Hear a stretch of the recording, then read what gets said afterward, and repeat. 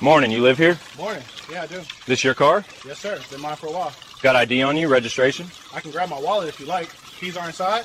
What are you doing out here this early? Just giving her a rinse before work. Sun comes up quick. You rent this place or what? I own it. Been here 8 years. Ask why he's being stopped. He does not raise his voice. Brant looks at him again. What do you do for work?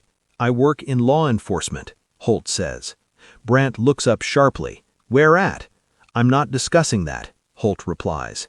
Brant's expression tightens. So you're refusing to answer? Holt answered your question. Brant takes a step closer. Then we're going to take this a little further. He keys his radio again. Send me another unit. The dispatcher acknowledges the request for another unit. Officer Brant steps away from Holt and positions himself closer to the front of the driveway, creating distance but keeping Holt in view. Just stay where you are, Brant says. Holt nods. I'm not moving. Brant watches him closely, one hand resting near his belt. He scans the street again. The cul-de-sac is still quiet, but a garage door down the block is now half open. Someone across the street is standing near a window. 2 minutes later, a second patrol car turns onto Ashford Court and rolls to a stop behind Brant's cruiser. Officer Evan Kowalski, 34, steps out. He has been on the department longer than Brant and has worked with him on several shifts. Kowalski looks at Brant first. What do we have? Guy says he owns the house and the car, claims he works in law enforcement but won't say where. Kowalski shifts his gaze to Holt. He takes in the hose, the bucket, the soap on the driveway, the open garage. Morning, Kowalski says.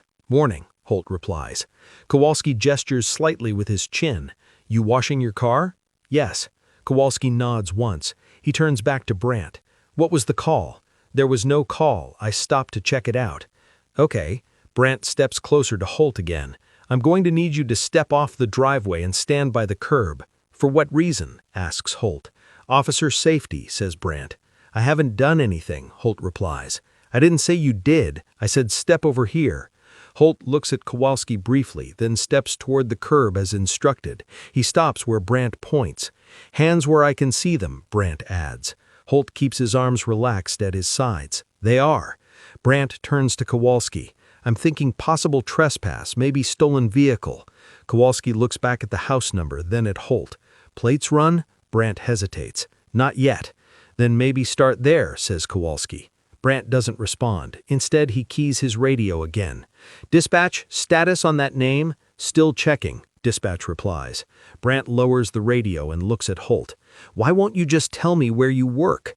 Because it's not relevant, Holt says. Brant scoffs. It becomes relevant when you bring it up. I answered your question, Holt says. You asked what I do, I told you.